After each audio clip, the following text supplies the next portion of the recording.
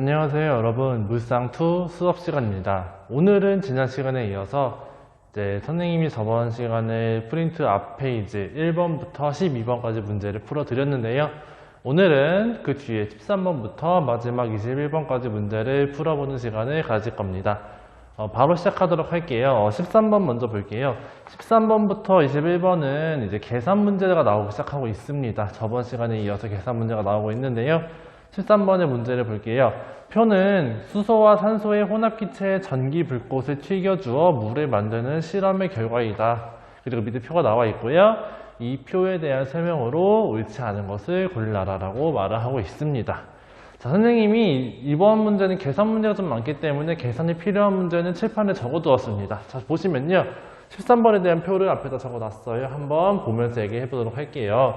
자, 실험을 총 3번 진행했습니다. 지금 표를 보니까 반응 전에 수소와 산소 질량이 나와 있고요. 다음에 반응을 시킨 후에 반응물 중에 뭐가 몇 g이 남아있니를 나타내고 있는 표가 나와 있습니다.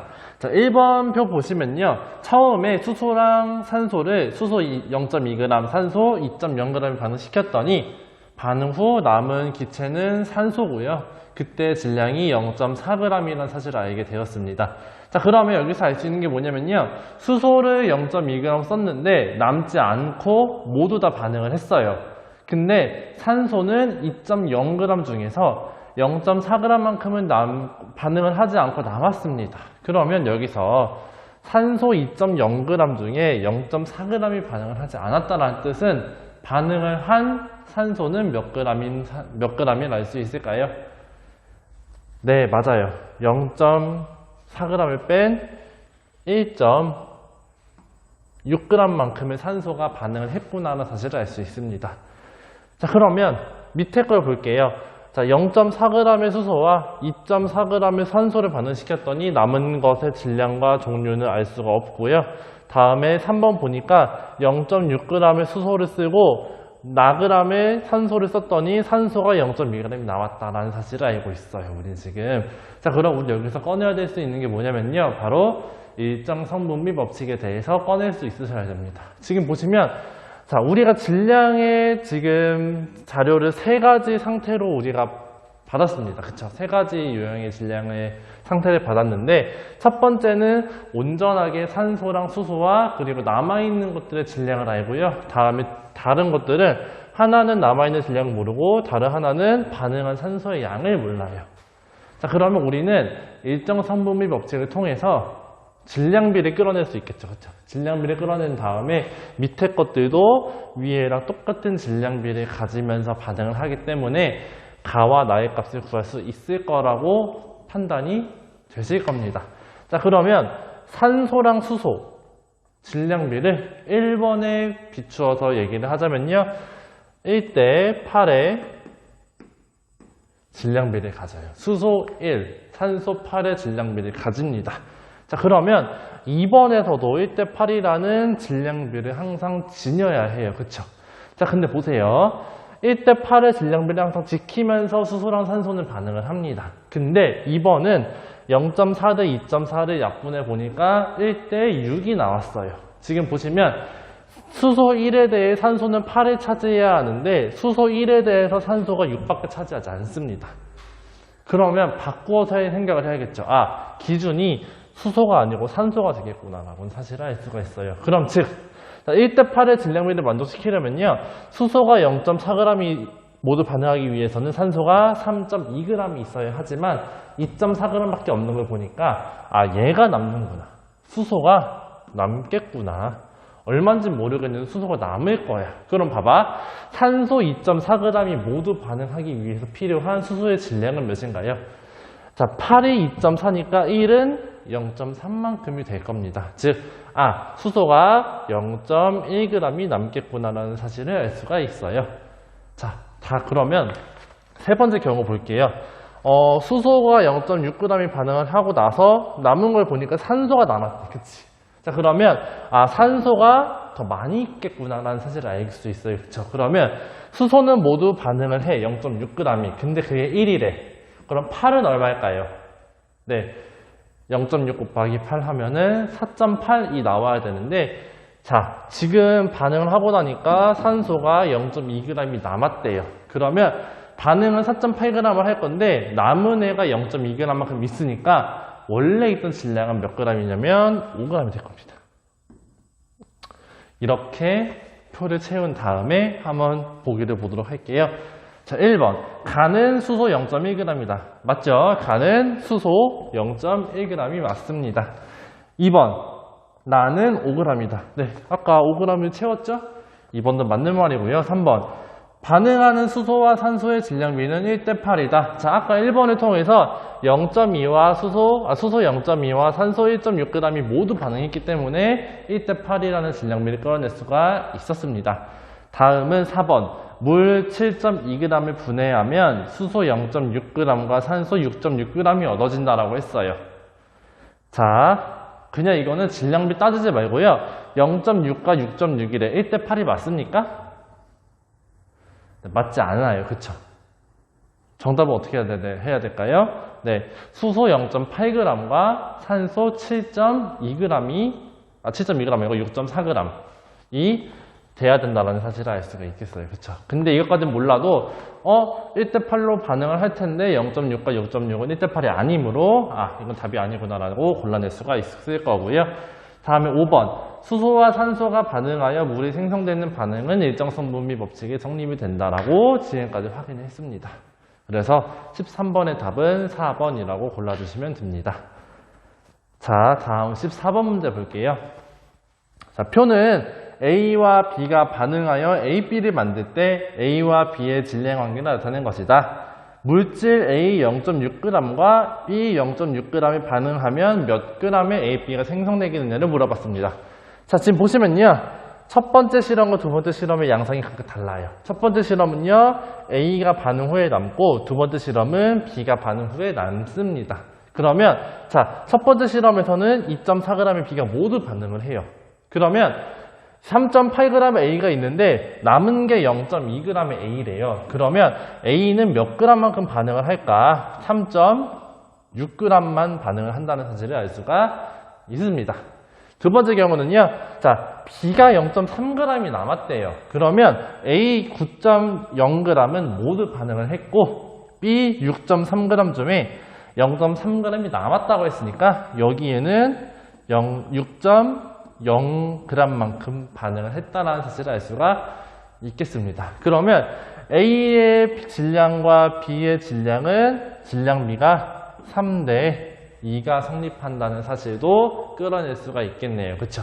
자, 그럼 여기서 문제가요. A 0.6g 반응하고 B가 0.6g이 있을 때 이 두 개가 반응하면 A, B가 몇이 생기겠니를 물어봤죠. 그쵸? 자, 근데 질량비가 3대 2예요. 3대 2가 됩니다. 자, 그러면 A가 모두 반응하기 위해서 필요한 B의 양은 0.4고요. 그리고 B가 만약에 2라면 모두 반응하기 위해 필요한 질량은 A가 0.6g이 넘을 겁니다. 0.9g이 필요해요. 그쵸? 그러면 모자란 애가 A구나라는 사실을 알 수가 있습니다. 그래서 답은 1.0g이 나오는 5번을 골라주시면 되겠네요.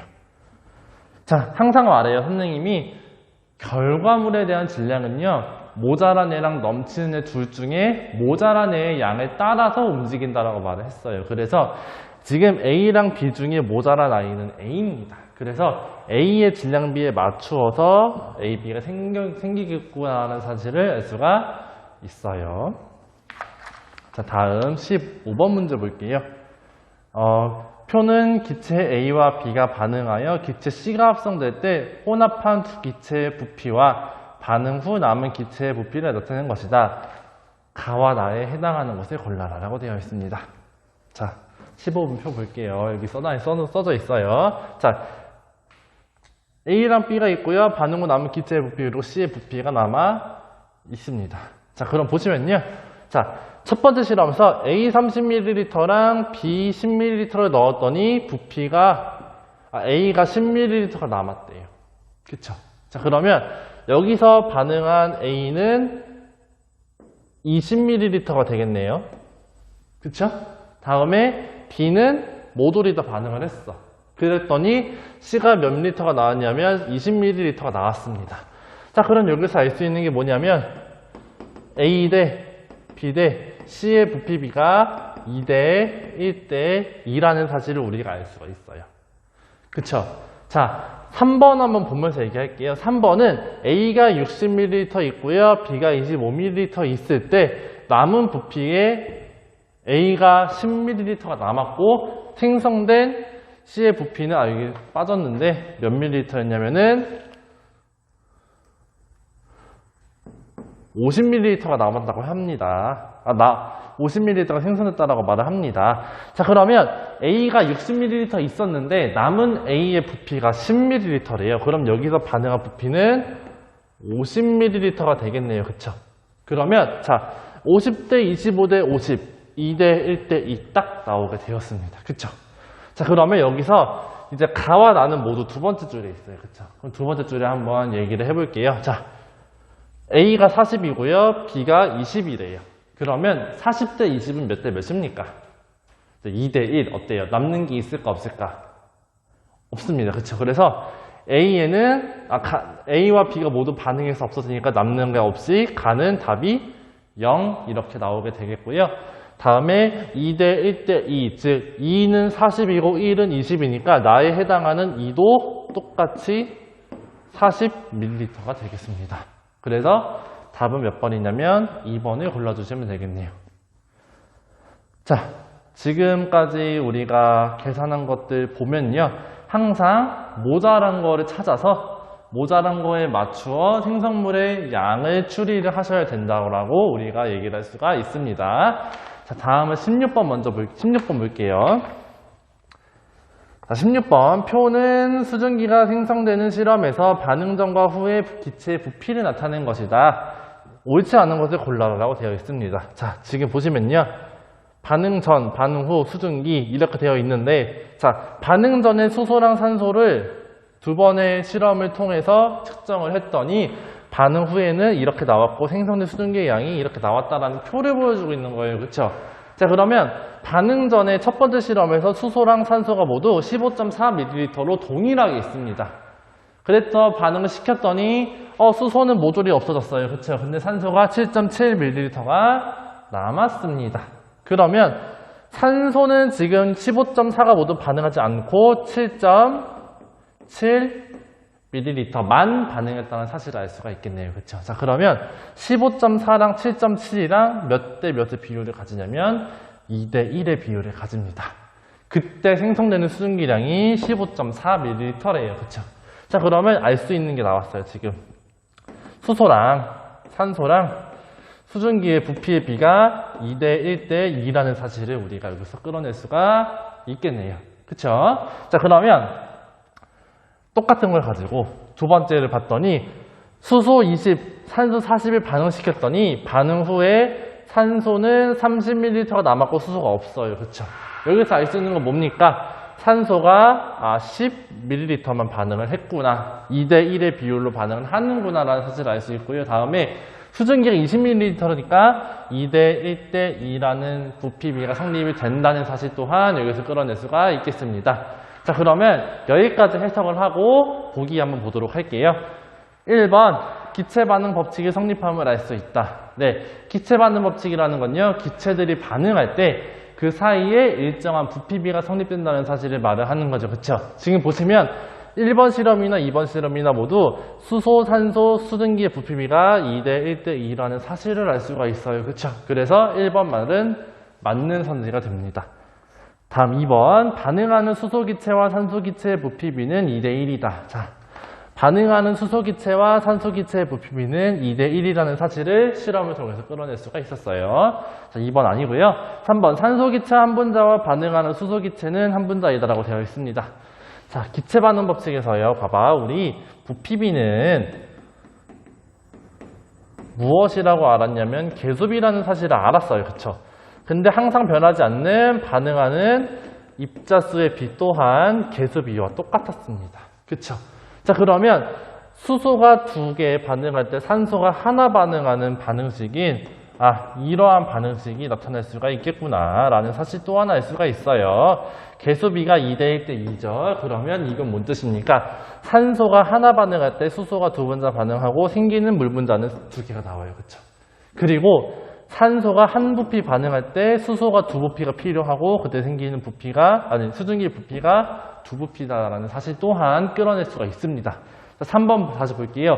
산소 기체 한 분자가 반응할 때 필요한 수소 기체는 두 분자입니다. 근데 3번에는 한 분자라고 되어 있으니까 3번이 답이 되겠습니다. 자, 3번 답이고요. 4번. 수소 기체 18g, 18ml가 모두 반응하려면 산소 기체가 최소 9ml 필요하대요. 자, 산소랑 수소는 2대 1의 부피비를 가집니다. 근데 수소가 18ml가 있대요. 그쵸?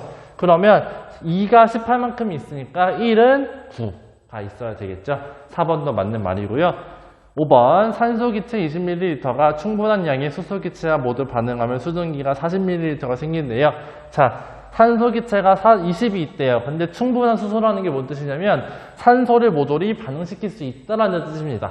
그쵸? 수소가 남으면 남았지 모자라지 않는다라는 뜻을 말을 합니다. 자, 그러면 산소랑 수증기의 부피비는 1대 2예요. 근데 산소 20이 모두 반응하면은 수증기는 이만큼인 40ml가 나올 수가 있겠죠. 그래서 답은 3번이 되겠습니다. 네.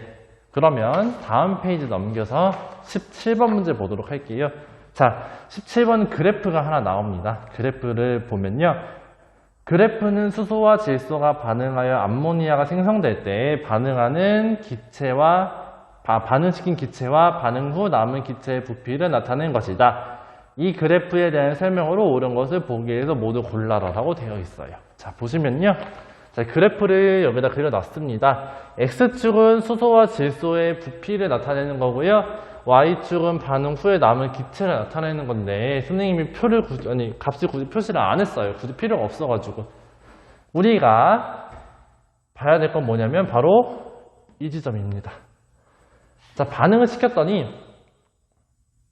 남아있는 기체가 없대요. 그러니까 반응물이 수소나 질소 중에 남아있는 애가 없다라고 합니다. 그러면 이게 뭔 뜻이냐면요. 질소 9ml랑 수소 27ml를 반응시켰더니 두물질 모두 다 반응을 했다라는 뜻입니다. 그럼 여기서 알 수 있는 건 뭡니까? 질소랑 수소의 부피비가 1대 3이겠구나는 사실을 알 수 있어요. 여기서 알 수 있는 건 뭐냐면 질소랑 수소의 부피비가 몇 대 몇이다. 1대 3임을 알 수가 있다라는 사실입니다.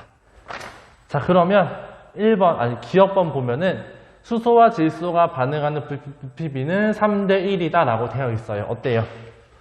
맞는 말이 됩니다. 기억번은 맞습니다. 자, 니은번 A점은 수소가 남고 B점은 질소가 남는데요. 자, A점은 여기고요. B점은 여기예요. 자, 여기에는 수소가 남고 여기는 질소가 남는데요. 자, 근데 질소랑 수소는 1대 3의 비율로 반응을 한다며, 그치? 자, 그런데 지금 보시면요. 1대 3, 1대 3 모두 다 맞지 않습니다. 그쵸? 자, 원래 필요한 수소의 부피가 필요한 질소의 부피보다 많아야 돼요.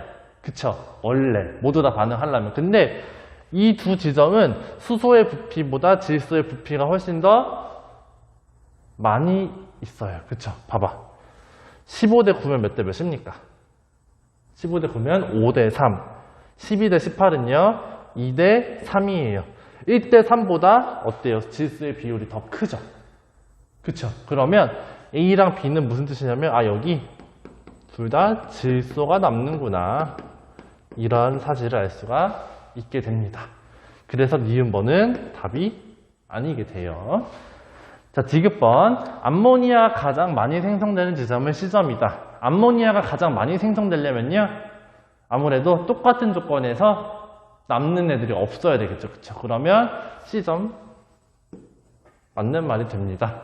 자, 리을 D점은 반응 후에 수소가 20ml가 남는다라고 되어 있어요. D점은 여기예요. 여기가 D점입니다. 자, 보시면요. 질소 6ml랑 수소가 36ml가 있어요. 자, 지금 보시면 부피비가 1대 6이에요. 그쵸? 자, 그러면 질소 6ml가 모두 반응하려면 필요한 수소의 양이 18ml가 됩니다. 근데 수소가 몇 ml 있대요? 36ml가 있다라고 말을 하네요. 그쵸? 자, 그러면 36 중에 18이 반응하게 되면은 남는 양은 얼마입니까? 네, 18ml가 나오죠. 그쵸? 그러면 리을번에 20ml가 남는다는 뜻은 틀렸다라는 말이 되겠죠. 그래서 리을은 답이 아니고요. 자, 미음. 이 점은 질소 3ml 모두 반응한다라고 되어 있습니다. 자, 1대3으로 반응하는데 1대15예요. 수소가 엄청 많네요. 그쵸? 그러면 여기선 수소가 남고 질소가 모두 반응하는 지점이다라는 사실까지 끌어낼 수가 있습니다. 미음번 맞아요. 그래서 17번의 답은 기억, 디귿, 미음이 되겠다라는 사실. 17번 문제 좀 어려운 문제예요. 근데 이제 부피비를 따져가면서 하면은 충분히 여러분들이 해결할 수 있는 문제였습니다. 자, 그 다음에 18번부터 20번은 좀 쉬어가는 문제죠. 18번 볼게요. 다음은 실생활에서 볼 수 있는 현상이다. 자, 기억에서 디귿 중 에너지를 흡수하는 현상을 모두 고른 것은 이라고 되어 있어요. 즉, 흡열 반응이 뭐니를 물어보고 있죠. 그쵸? 흡열 반응은 주변의 온도가 차가워지는 반응이었어요. 자, 기억은 뭐였냐면 도시가스가 연소했대요. 자, 도시가스 연소 반응은 대표적인 발열 반응이죠. 그쵸? 기억은 아니고요. 다음, 니은. 얼음이 녹으려면 열을 흡수해야 될까, 방출해야 될까? 네, 얼음은 따뜻한 곳에 있어야 얼음은 따뜻한 곳에 있어야 물로 변하잖아요. 그치? 그런 에너지를 흡수하는 과정인, 네, 흡열 과정이라고 말할 수 있어요. 그쵸? 니은번 답이 되겠고요. 다음 디귿번. 질산암모늄이 물과 반응한대. 자, 선생님이 수업 시간에 말을 한 게 염화암모늄과 수산암 바르면 반응 하나 있었죠. 그쵸? 그거랑 더불어서 질산암모늄과 물의 반응 또한 흡열 반응이 예시 중 하나입니다. 이건 알아두시면 좋겠고요. 답은 5번 골라주시면 됩니다. 기억은 대표적인 발열 반응이기 때문에 기억 빼고 니은 디귿. 답은 5번. 자, 19번. 화학 반응에서의 에너지 출입에 대한 설명으로 옳지 않은 것을 모두 고르래요. 두 개 고르래요. 자, 1번. 화학 반응이 일어날 때 에너지가 출입한다. 맞는 말이죠. 그렇죠? 에너지 출입합니다. 자, 2번. 화학 반응이 일어날 때 항상 열 에너지만 출입한다. 자, 열 에너지만 출입하는 건 아니에요. 자, 불탑니다. 그럼 뭐가 나와요? 열도 나오지만 빛도 나오죠. 그쵸? 빛 에너지도 나오기 때문에 열만 발생하는 건 아니구나. 2번이 정답 중 하나가 되겠고요. 3번. 에너지를 흡수하는 화학 반응을 활용하여 냉각장치를 만들 수 있다. 냉각장치라는 거는 주변을 차갑게 만드는 장치입니다. 그쵸? 근데 에너지를 흡수하면은 주변의 에너지가 반응으로 끌어들여지기 때문에 온도가 낮아지게 됩니다. 그럼 냉각장치 만들 수 있을까 없을까? 네, 있습니다. 3번도 답이 아니고요. 4번. 에너지를 방출하는 반응이 일어나면 주변의 온도가 높아진대요. 네, 이것도 맞는 말이죠. 열 에너지를 방출하니까 주변에 열이 많아져서 에너지가 높아지게 되고요. 5번. 에너지를 방출하는 반응이 일어나면 생성물의 총질량, 이거는 상관없어요. 자, 질량은 에너지 출입과 상관이 없고요. 선생님이 항상 말하잖아요. 질량은 항상 보존된다고. 그쵸? 5번은 정답이 아닙니다. 5번은 틀린 말이기 때문에 정답 중 하나가 돼서 답은 2번과 5번 이렇게 골라주시면 되고요. 20번. 자, 1번 답이죠. 그쵸? 이거는 굳이 설명 안 드리고 선생님 알아두라고 했잖아. 그치? 에너지를 방출하는 반응 4가지. 연소 반응, 산화칼슘과 물의 반응, 그리고 또 수산화 나트륨 수용액과 염산의 반응, 그리고 테르믹 반응 4가지를 알려드렸죠. 그 중에 1번이 연소 반응에 해당됩니다. 자, 21번 넘어갈게요. 21번. 다음은 마그네슘 금속 조각과 염산의 반응을 나타낸 그림이다. 이에 대한 설명으로 옳은 것을 보기에서 있는 대로 고른 것은 이라고 되어 있어요. 자, 지금 보시면 실험기구를 선생님이 여기다 그려놨습니다. 자, Y처럼 생겼죠. 시험관이. 그쵸? 이거를 우리가 뭐라 부르냐면 Y자관이라고 부르는데요. Y자관을 왜 쓰냐면, 자, 마그네슘 조각과 염산 수용액을 두 물질을 만나게 시키면은 반응이 바로 일어나요. 그쵸? 근데 나는 이 반응이 일어나는 걸 뭐 기록하고 싶어. 그렇게 준비를 하고 싶은데, 그러려면은 바로 만나지 않고 조금 기다렸다 만나게 해줘야 돼요. 그래서 이 Y자관을 씁니다. 이걸 어떻게 하냐면요. 처음엔 분리가 되어 있어요. 두 개가. 그치? 분리가 되어 있으니까 반응이 일어나지 않지만 Y자관이 이렇게 기울이다 보면은 마그네슘 조각이 묽은 염산 쪽으로 떨어질 수가 있겠죠. 그쵸? 그러면 그때부터 반응이 시작되어서 어떻게 됩니까? 그때부터 이제 내가 반응을 기록할 수 있게 됩니다. 그러면 이제 Y자간을 왜 쓰는지에 대해 잠깐 얘기를 했고요. 어쨌든 Y자간을 왜 쓰는 거냐면 다시 말하자면 처음 일단 반응을 시키지 않고 있다가 내가 이제 반응을 시키고 싶을 때 이렇게 Y자간을 기울여서 두 물질을 만나게 시키면 어떻게 된다? 이 물질들이 반응을 시작해서 반응을 기록할 수가 있다는 겁니다. 자, 마그네슘이랑 염산이랑 반응하면요. 염화마그네슘과 수소기체가 발생합니다. 이거는 저번 시간에 얘기했죠, 그렇죠? 자, 그럼 기억번 볼게요. 마그네슘이 묽은 염산과 닿으면 피스톤이 밀려난대요. 자, 수소기체가 발생을 해. 수소기체가 발생하면요, 여기 지금 공기들이 들어가 있죠, 그렇죠? 근데 이 공기들이 이미 있는데 새로운 기체인 수소기체가 여기로 들어가게 됩니다. 그렇죠? 그러면 여기서 밀어내는 힘이 커지니까 피스톤이 어떻게 될까요? 바깥으로 밀려나게 되겠죠, 그렇죠? 그래서 기억번은 맞는 설명이 되겠습니다. 자, 니은번. 마그네슘 100개가 반응하면 수소기체 분자가 100개가 생긴대요. 자, 마그네슘 100개가 반응을 해요. 그런데 얘가 몇 개 생기는지 물어봤어요. 그쵸? 수소기체가 몇 개가 생기는지 물어봤어요. 그쵸? 자, 근데 지금 마그네슘의 개수의 비는 1입니다. 그쵸? 수소의 개수의 비도 몇이에요? 1이죠. 그쵸? 그러면 개수비가 1대 1이라는 사실을 알 수가 있죠. 그러면 개수비는 아까 입자의 수의 비율이라고 말했으니까 1대 1이면 100개 있을 때 여기도 몇 개가 있을까요? 100개가 있어야 되겠죠. 그쵸? 니은번도 맞는 설명이 됩니다. 자, 디귿번. 마그네슘을 묽은 염산에 끝없이 집어넣어도 수소기체가 계속 나타날 것이다 라고 되어 있어요. 자, 마그네슘을 여기다가 무한정 집어넣는데요. 그런데 그때마다 계속 수소기체가 발생하겠니? 를 물어봤습니다. 자, 묽은 염산 수용액에는요, 얘네들이 존재하죠. 그쵸? 근데 여기서 얘네들이 마그네슘과 반응하면은 수소기체가 날아가잖아. 그치? 그러면 언젠가는 이 수소가 점점 반응해서 없어지다가 바닥에 나겠죠. 그쵸? 그러면 이 수소가 바닥에 나게 되면은 마그네슘이 들어가도 이 반응을 할 수 있을까 없을까? 네, 없게 됩니다. 그래서 디귿번은 틀려요. 그래서 답은 뭐다? 기억과 니은 두 개를 골라주시면 된다라는 겁니다. 네, 이번 시간에는 저번 시간에 비해 조금 이제 계산도 하고 좀 복잡한 문제들을 다뤄봤습니다.